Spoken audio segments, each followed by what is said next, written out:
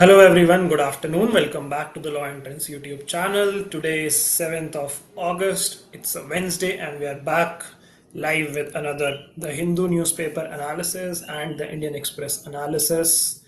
How many of you are here with me today? Quickly give me a yes or a comment in the chat box and then we shall start.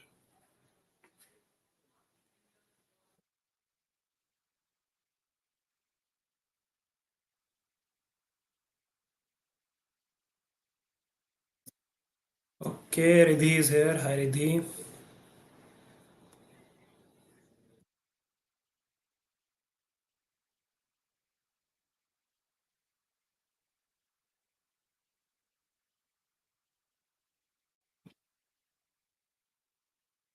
Raj Nandini saying not a good afternoon because Vinesh forgot. Yes, I saw the news. She got disqualified. A few grams overweight, beyond 50 kg. Very sad, very tragic news. Very heartbreaking.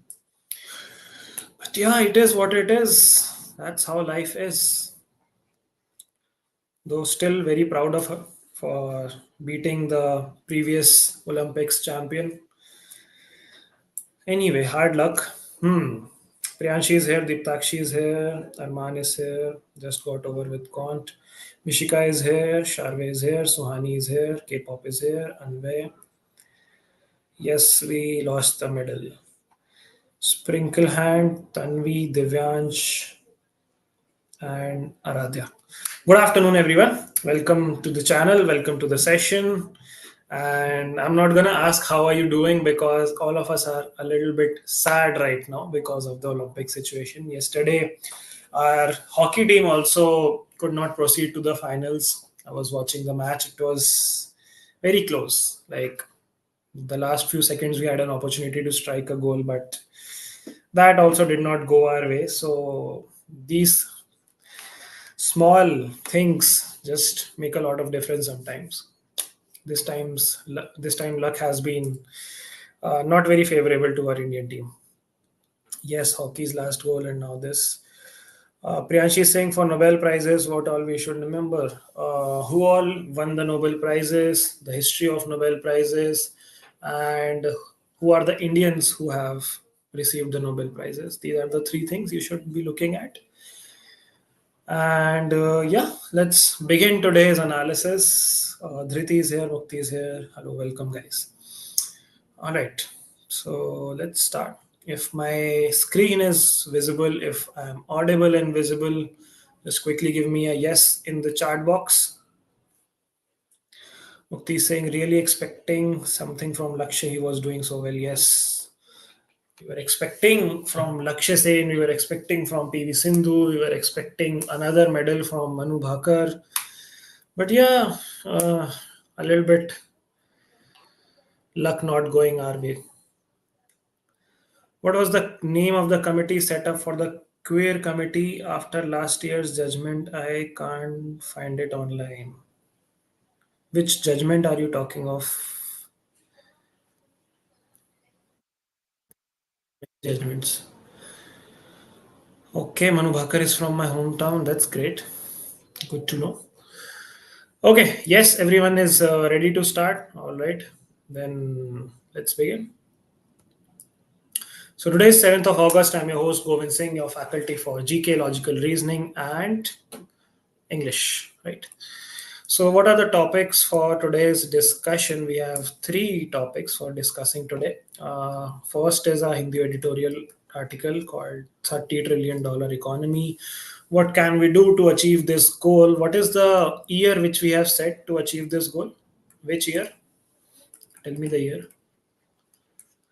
By which year do we want to achieve a $30 trillion economy for our country? Then we have another editorial article from the Hindu, which is about poor people, poverty line, and nutritional deficiency. So we'll explore that. And lastly, we have a news piece from the Indian Express, which is regarding us, India as a country, exploring Chile lithium reserves in Chile. We are exploring that, so we'll look a little bit into that news. Important information for today is there's a live mock analysis which would take place at 8 p.m. Today is a Wednesday. Every Wednesday we have a mock analysis at 8 p.m. Make sure you don't miss it. Set your alerts, set your alarms, set your reminders, and be there. And lastly, we have Vocabulary Express. And tomorrow, as previously discussed, we would be having our Minty quiz on wars as well as general elections. All right. I hope you guys are preparing for it. I hope you guys are excited for it.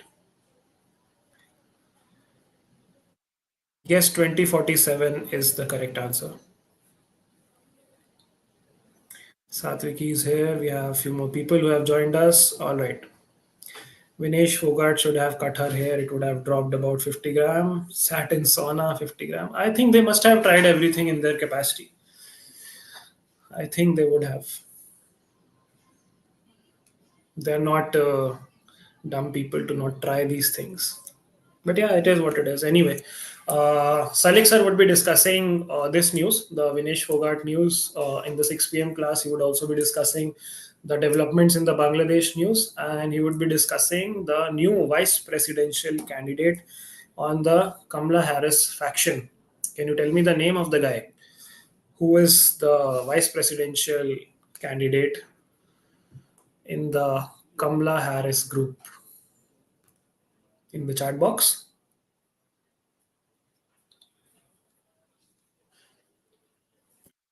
And she's saying how to prepare for wars. I am struggling. Yes, Tim Walls, Mishika, absolutely correct. Wars के लिए you just need to be aware of the geopolitical situation which has been going on for the past few months. Just need to cover important, excuse me, things which have been in news, be it your Russia-Ukraine conflict, be it your Iran conflict, be it your Maldives conflict, be it your Sri Lanka conflict, be it your Bangladesh conflict, be it your Israel-Palestine conflict, be it your UK riots, everything where violence has happened on a global level.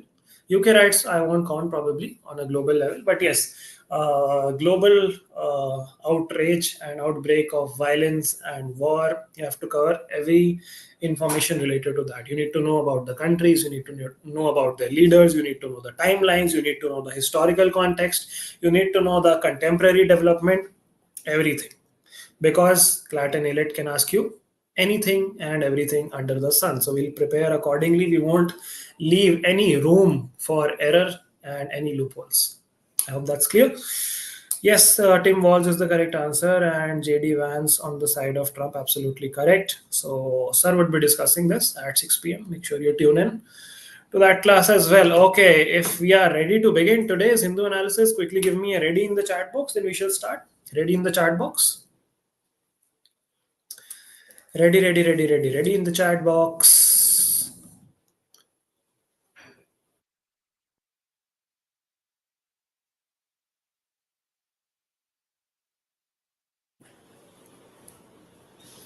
Okay, everyone is ready. Awesome. And let's start. So this is the first article which talks of powering up to get to 30 trillion economy point.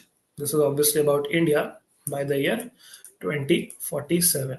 Now, what is this article primarily emphasizing upon? Let's discuss that. So this article talks about multiple things. Firstly, we talk about economic growth. That to achieve this particular number, we need a rapid economic growth. And just going by a single digit economic growth maybe won't cut the deal. We need to get into double digits, and we need to harness the private sector. We need to liberalize our policies even further and collaborate with the private sector with regards to development, with regards to infrastructure, with regards to policies, with regards to working on projects, so that we can grow rapidly like countries like Japan, countries like Korea, countries like China have done. So we need to follow those footsteps, learn from them. Second thing which we are talking about when it comes to economic growth in this particular article is poverty alleviation and increasing living standards for people. So a lot of people in our country live below the poverty line, and we need to uplift them for a rapid economic growth. We need to increase their living standards. We need to provide them basic facilities, be it healthcare, be it infrastructure, be it sanitation, be it education, be it skill development, So this article talks about all of these things. Then it dives deeper into the poverty rate and how we have controlled the poverty rate to a certain extent, and how liberalization and privatization has helped in that cause to a great extent. It gives us some numbers. 1947, when we got independent, and from that period till 1991, the poverty rate in India stayed constant at approximately 50% when we were following our socialist policies. Now, what exactly happened in 1991 that things changed? Which event I'm talking about? What happened in 1991?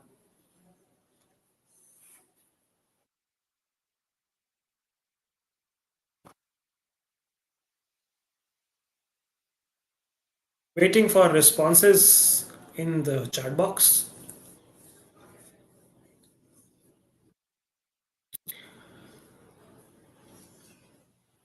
Liberalization, LPG reforms, absolutely correct. So in 1991, when Dr. Manmohan Singh was our finance minister, he brought in the LPG reforms, which is liberalization, privatization, and globalization, right? And this opened up our closed economy, and we allowed foreign investors and foreign companies and foreign manufacturers to come to India and start manufacturing in India, start selling in India. We became an open economy, and that correlates to poverty reduction as well, because when such huge investment comes to a country, when things work in a streamlined manner, when public private partnership happens, then obviously jobs are created. There's a huge amount of job creation, there's a huge amount of upskilling which happens, and surprisingly, not surprisingly, like naturally, our poverty rate also reduced. To how much? It reduced to approximately 20% from the period of 1991 to 2011. So we have come down from 50% to 20%, and we have pulled out approximately 35 crore Indians out of poverty. When I say out of poverty, I mean they have crossed the poverty line. Okay, so these are some stats which this article talks about.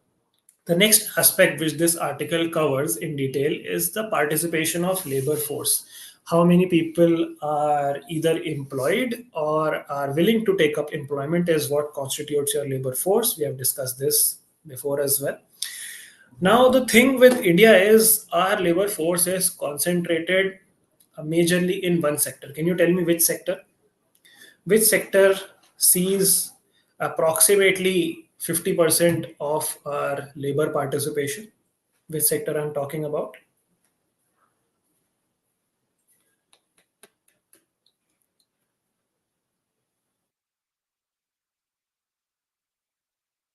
Man is saying we burned the economy by using LPG as fuel. कुछ भी हाँ कुछ भी. If you would have said we fueled the economy, I would have still applauded that sentence. But what is we burned the economy? Okay. Agriculture, absolutely correct, guys. Agriculture is what I'm talking about. So, agriculture involves 46% of participation from our labor force. And the downside, the cons with respect to agriculture is the productivity of labor force participation in agriculture is very low. There's a lot of underemployment, there's a lot of disguised employment. What is disguised employment? Two people required for the job, 10 people doing that job. So you're thinking 10 people are employed, but in essential in reality only two people are employed, eight are disguisedly unemployed, right? So that is the issue with agriculture, that productivity is low, skill levels are low, and underemployment and disguised unemployment are major factors. And when you look at the GDP contribution of these 46% people, it translates to just about 18% of Indian GDP. So 46% of people just giving 18% of the total 100% output is a huge disparity, right? So we need to bridge this gap. We need to cut this down, and to resolve that, we need to develop more sectors. We need to bring people to other sectors as well. We need to upskill people. This is what this article substantiates about. The third point, which this article addresses, which is also a very important point, is India's female labor force participation. Now, I think we have discussed this before as well, that India does not have a lot of females in the labor force, be it your blue collar jobs, be it your white collar jobs, be it any sort of employment. The participation of females is still abysmally low as compared to other countries, as compared to even other Asian countries, right? So when you talk of countries like Japan, countries like Korea, countries like Singapore, countries like China, you see engagement of 60-70% of the female population along with the male population in your labor forces talked about. But when it comes to India, the number is just very disappointing. The number is 37%. So only 37% of females are participating in the labor force, which is a matter of concern for us, because if half our population would show only 37% contribution in the labor force, that would again create a disparity. That means untapped potential, right? Which we need to, let's say, tap or resolve. Now, again, these are some stats which the article says that female labor force participation in India was 26% in 2019. It has become 37% now. But 5 years ago, it was 26%, whereas countries like China, Vietnam, Japan, they have it at 60 to 70%. Another thing which the author points out is that these countries, what they did is they did not just emphasize on one aspect of skill building, they emphasized on providing employment to everyone. So they focused on low skilled employment intensive manufacturing.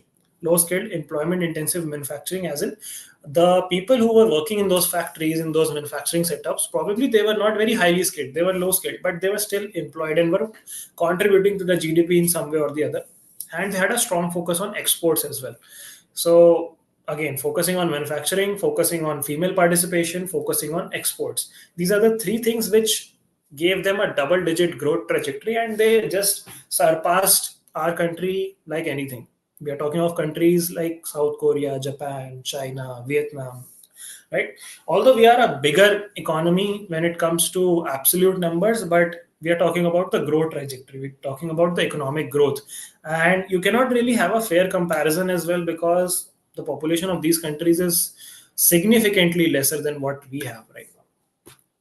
So some other stats which the article provides you is that out of 101 middle income group countries, so there are three groups essentially: low income group, middle income group, and high income group countries.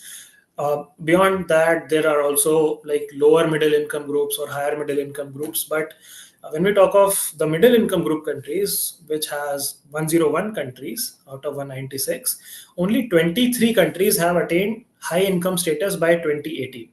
So a very few have been able to break the barrier, is what we are trying to say. That it's not an easy job, it's not a cakewalk, and India has a lot of work to do. India currently is in the lower middle income group. Now, when we say middle income group or lower middle income group, what are we talking about? Which metric? We are talking about the per capita income, right? And India's per capita income is quite low as compared to what it should be. Looking at the nature of our economy, looking at our population, looking at having a young population as well, right? So this article, the author draws a comparison on how it's easier to grow from $100 to $1,000 of per capita income, but the real challenge is taking people from $1,000 of per capita income to $10,000 of per capita income. That is where the problem lies. And we talk of income inequality, we talk of the increasing divide between the rich and the poor. There is a particular coefficient tool which measures this income inequality, which is mentioned. It's called the Gini or the Gini coefficient. I'll write it down.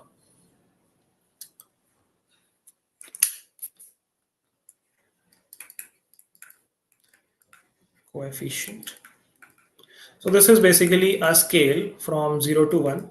And on this scale, we measure the inequality between the rich and the poor. And the lesser rating you get on the scale, that means there's lesser inequality. So getting 0 means there's no inequality. Getting 1 means there is 100% inequality, right? So this is how you measure inequality in quantitative terms. And that's all this article is about. Powering up to get, let me show you the article on the screen as well. See, so this is the article. Commentary on India growth story often betrays a hint of premature triumphalism. यानी कि हम पहले ही जीत का जश्न मनाने लगते हैं. Facts such as our 7% plus GDP growth rate and India being the fastest growing large economy in world today are repeated to buttress prophecies such as 21st century being India's century. What does this mean? What is a prophecy? Prophecy is a prediction, you could say, like Bhavishyavari. And buttress, you all know what is buttress. So, calling this India's century, there is a belief that in India's case, economic growth is inevitable. You must remember that several countries have been here before, and at the very juncture where India stands today. However, most have failed to go the last mile and emerge as developed nations. For India to avoid such a fate and become $30 trillion economy by 2047, as envisaged by the government, envisaged as in planned. We must relentlessly pursue rapid economic growth built on liberal economic policies, but that harness the private sector. In this pursuit, many would continue to decree India's income inequality. We must not get swayed or overly affected by such criticism. So we talk of potential of India's working age, we talk of the poverty rate, we talk of the numbers which I told you about, we talk of female labor participation here, we talk about China, Vietnam, and Japan here, and then we talk about how these countries transformed using low skilled employment intensive manufacturing model and became Asian tigers, countries like Taiwan, Japan, and Vietnam, achieving double digit growth between 1960 to 1990. Then you talk about the middle income trap, which I was telling you about, that 101 middle income countries in 1960, only 23 attained high income status. India's problem is peculiar. Peculiar means strange. We have been unable to leverage our surplus labor to grow in low end sectors. The IT boom gave us an alternative pathway, but headroom there is limited. This is damaging as moving up the value chain, and we need to develop the manufacturing and industrial sector as well. And again, avoiding middle income trap includes minimum government, maximum governance, factory jobs getting in the way, ease of doing business must not stall. Stall means slow down in growth. A cluster led industrial model. So, this is what the author suggests, that you need to develop a cluster led industrial model, which is at par with China and Vietnam, replete the plug and play infrastructure and ancillary ecosystems for education, healthcare, and entertainment, which would attract both employers and workers. Indian states faced cost disabilities for power, logistic, and financing, coupled with low labor productivity when compared to countries even like Bangladesh and Vietnam. China, to chalo, is a big country. So, what is a cluster led model? Several countries have faced similar challenges, hence, a cluster led model of industrial development whereby stringent regulations are relaxed in designated areas helps create a favorable environment for manufacturing. So, an example could be the gift city, an example could be creating special economic zones and doing such initiatives which give a boost to our industrial sector, our manufacturing sector, our export sector. And yes, that is the only solution, and that is how we can only become forward thinking and ambitious as befits a Vishwa Guru. Right? Chalo. Amazing. I hope this article is clear. Let me look at the chat box. Should we know Japan's impact on international markets? Backstory? No, not entirely. You just need to know that Japan did some changes to their economic policies and how Japan has a low interest rate based lending system and how it operates in the global economy, how Japanese markets have impacted the global markets. Just the basics overviews, just the bird's eye view of it, I would say. Don't get into the depth of it. Okay, we have a question which is quite frequent on our chat, which is which newspaper is important, Indian Express or Hindu? Stick with anyone is I would what I would say, and be consistent with any one of them. You could choose Indian Express, you could choose the Hindu. I personally have to cover both. Like when I read up both of them. But sometimes we discuss Hindu articles, primarily Hindu articles, and then we sometimes also discuss Indian Express articles. So yeah, choose take your pick, make your choice, and stay consistent with it. Okay, I'm not saying that Indian Express is better or Hindu is better. Both are really good newspapers. Don't go to other newspapers which are too niche, for example, Financial Times or Business Standards, and don't go to newspapers which are, let's say, too regional or too political, like Times of India and stuff like that. Stick to standard these two newspapers, right? Okay, let's move to the next topic, which is about nutritional deficiency. Now, when we talk of nutritional deficiency, this article is primarily talking about nutritional deficiency with respect to people below the poverty line. Now, to judge people who are below the poverty line, like to assess who are the people below the poverty line, you have multiple parameters, you have multiple factors which you look at.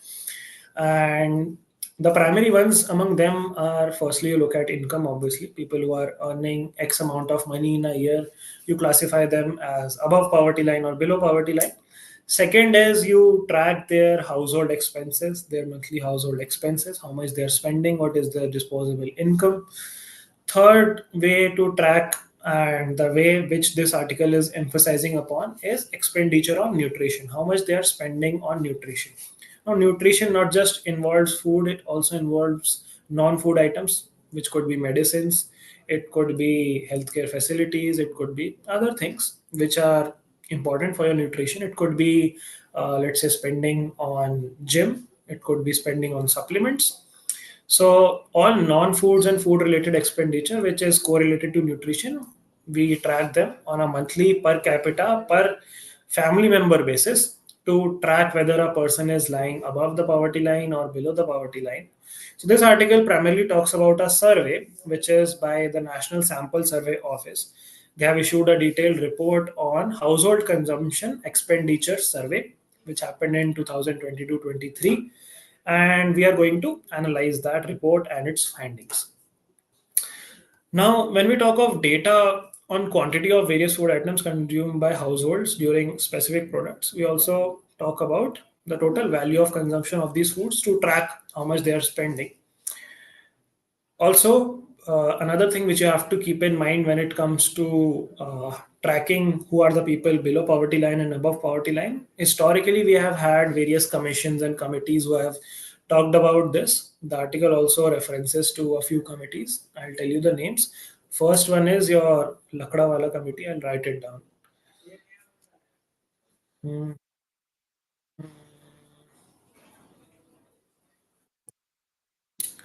Okay.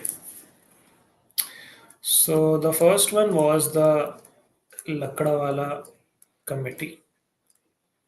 The second one was the Tendulkar committee. This is not Sachin Tendulkar wala Tendulkar. And we have thirdly the Ranganathan committee. So these committees gave different parameters to assess that people are above poverty line or below poverty line, and yeah, you just need to remember the basics that Lakadawala committee talked about calories. So they use calories consumed per day to measure whether a person is above poverty line or below poverty line. So for rural areas, they gave the number of 2400 calories per capita per day. So that means one person in a day, if he is consuming more than 2400 calories, a rural person, then he is above the poverty line. If it's less than 2400 KCAL, which is in common parlance we call it calories, although it's kilocalories per capita per day. If it's less than that, then the person is, let's say, below poverty line. And the number for urban areas was 2100. So I'll write it down. Um, okay, so 2400 kilocalories per capita per day for rural and 2100 for urban. ठीक है, so this is how the Lakdawala committee measured your poverty line. The Tendulkar committee was based on income, so it measured on how much a person earned, and that is how they classified people within the line of poverty or not. Then you have the Rangarajan committee, which talked about nourishment. Now, this was a more holistic sort of a measurement. It included not just your food and non-food items, it also included things like clothing, it included things like rent, it included things like conveyance, education, and other sort of expenses as well. Basically, how much is a person spending on their lifestyle or sustenance or living cost is what Rangarajan committee talked about. Okay, the minimum amount the household was spending to maintain a healthy life. Now, this article just emphasizes on how we should work towards alleviating this problem and how we should track the nutritional consumption of the poor people to get a better idea of how many people are above the poverty line or below the poverty line. And just like how India has achieved food security, we should also achieve nutritional security. Now, food security is different from nutritional security in what aspect? You have enough food to eat, but you're not getting the right nutrition. It could be you're not getting enough protein, it could be you're not getting enough, let's say, your vitamins. And as a consequence, your health is suffering and you're not living a healthy lifestyle. So even though you're consuming, let's say, the amount of calories which are required, but again, you're not living a healthy lifestyle. So we need to have nutritional security along with food security. What was the revolution which brought food security to India, guys? Tell me in the chat box. Revolution India achieved food security, and who was the father of that revolution? Two questions.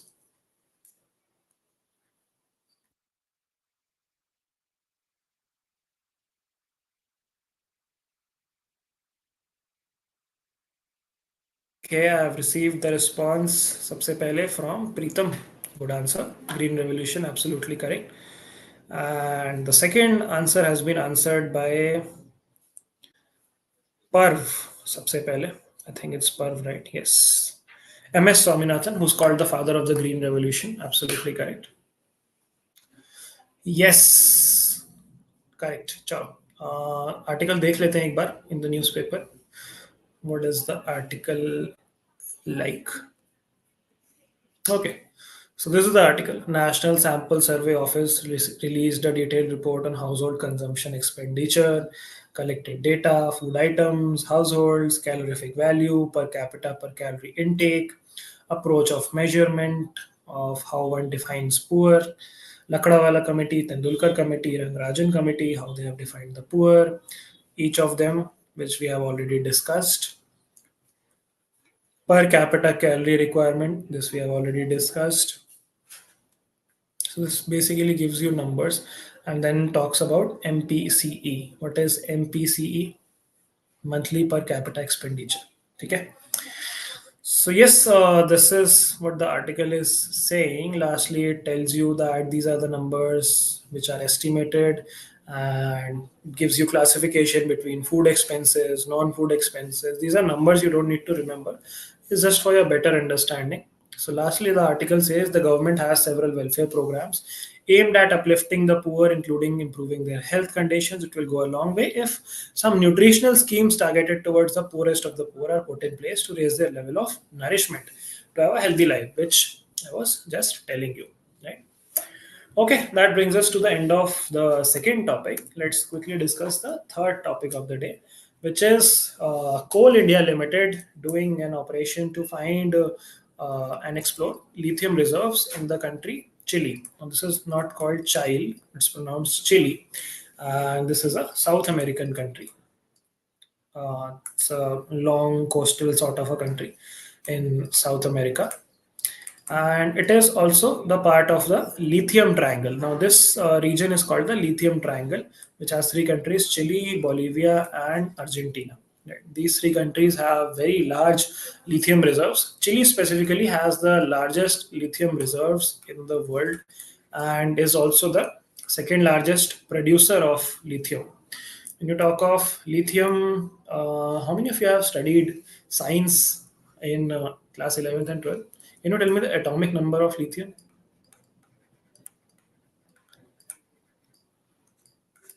What was the atomic number of lithium?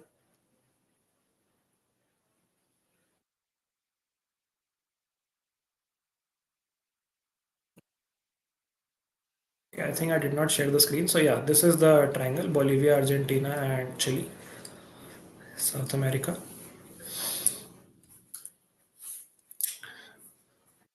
Yes, lithium was three. Yes, I realized screen was not visible. I just did that. I hope it's visible now. Hydrogen, helium, lithium, beryllium, boron, carbon nitrogen oxygen fluorine neon. याद किया था आप लोगों ने भी, मैंने भी ऐसे ही रट्टा मारा था. वो भी क्या दिन थे. खैर, can you show the article on the newspaper? Indian express खोलना पड़ेगा I think.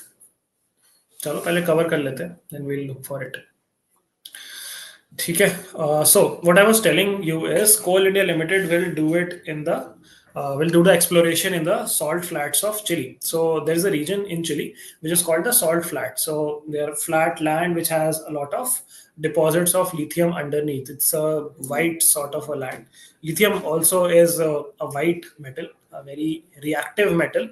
If you would remember your school chemistry, that lithium has a free electron. Its atomic number is 3. So 2 plus 1 and 1 electron is free to engage, so that makes it really reactive, and it comes in the family of sodium, potassium, all of that, right? The first column of the periodic table. So yeah, that is what this is about. It's just a factual news that we have started exploration. When you talk of lithium, lithium has a lot of applications. It is used in your renewable batteries, rechargeable batteries. It is also used in ceramics. It is also used in glass. It is also used in the pharmaceutical industries. It's also called as white gold. Now, when I say Chile is the second largest producer of lithium, can you guys tell me which country is the largest producer of lithium?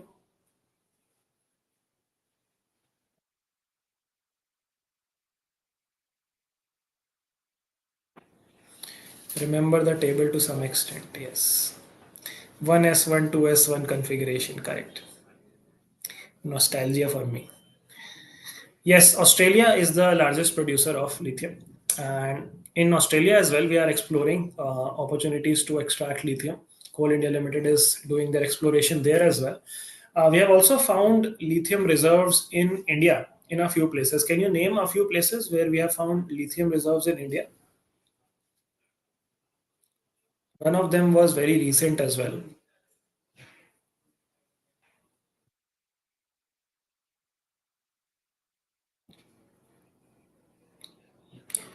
Australia is the largest producer, then there is Chile. You also have China and Brazil, who are very big producers of lithium.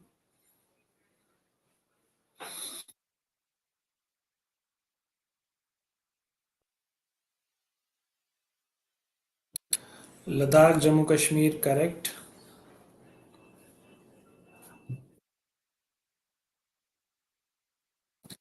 Yes, this was the region I was looking for, Riasi region. This was recently in news that in the Riasi district of Jammu and Kashmir, we have found lithium reserves.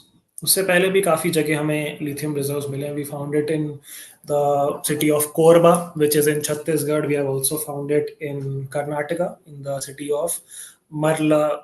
It was something like Marla, I think Marla Gala. Marla Gala.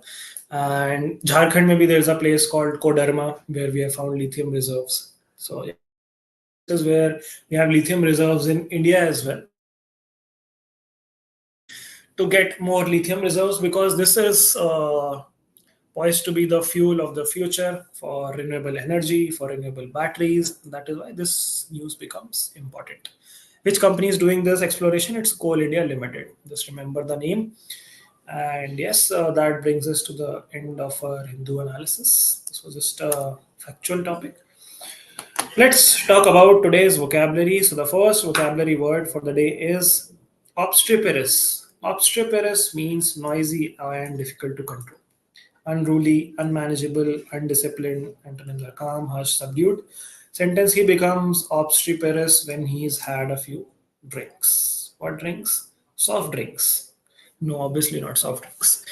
So obstreperous is becoming noisy and difficult to control. Okay. Then the next word for the day is parley. Parley means a conference between opposing sides in a dispute, especially a discussion of terms of an armistice. Armistice is basically stopping the ladai jhagda, right? So negotiation, talk, meeting are synonyms. More accurate synonyms, in my opinion, would be truce or ceasefire. So these are some other synonyms. Okay, so you call it a parley. The governor was forced to parley with the rebels. कि भाई आओ table पे बैठ के बात करते हैं, थोड़ी देर लड़ाई रोकते हैं. It's a temporary pause to dispute or a, let's say, conflict, to discuss things, to reach a solution, to reach a truce, right? This is called parley. Next, we have an adjective which is called vapid. Vapid simply means offering nothing that is stimulating or challenging. In easy words, you could call it dull or insipid or uninspired or tepid. These are more words which mean the same thing. Not exciting, not challenging, not stimulating.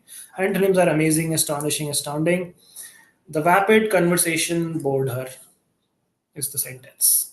So three words: vapid, parley, and obstreperous. That brings us to the end of today's Hindu analysis and Indian Express analysis.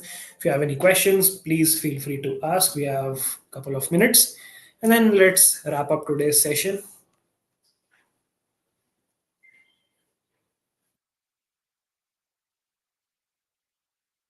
Any questions, guys?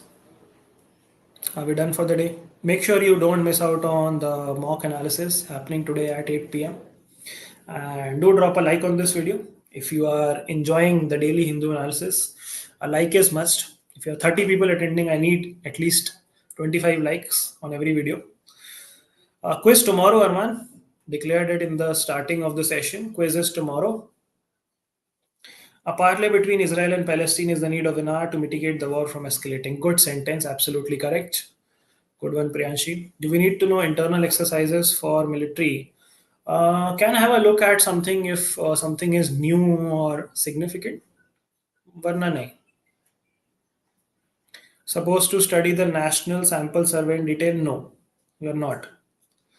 Can call the student protest of Bangladesh obstreperous? You could. Why not?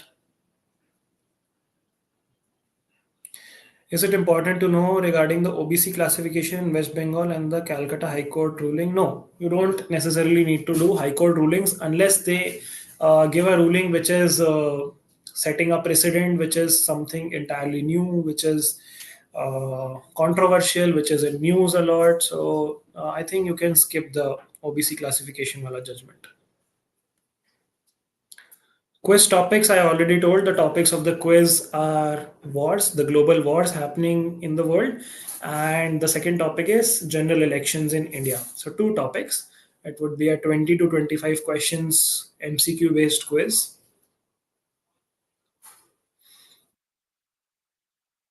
What is China plus one moment? Okay, I'll have to look at it. Let's discuss it in tomorrow's class. China plus one moment.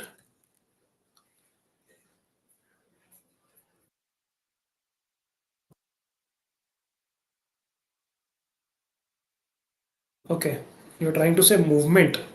I thought, what is moment? Okay, let's discuss that in tomorrow's class, Riddhi. Arman is saying, do you remember science or law better? Okay, this is such a trap question. If I say I remember science better, it would appear that I did not study law properly. If I'd say I remember law better, that would mean I did not study in school properly. I remember both of them. Which was harder, science or law? Definitely science. Hands down, science. Law was not hard per se. It was new, it was different, it was twisted, it opened up different dimensions of thought process, but I wouldn't call it hard. Science was definitely hard. I mean, that's my personal experience. It can be opposite for a lot of people. Any other questions? Could we get a special class on military exercises and wars in coming days? Definitely. Why not? I'll take a note of it and let's do that. Special class on military exercises and wars. Why not? Editorial में movement है. Okay, let's look at the editorial.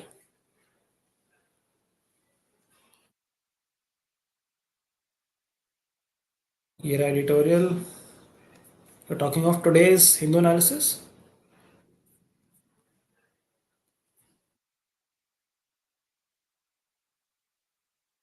Hindu analysis या Indian Express analysis, Riddhi?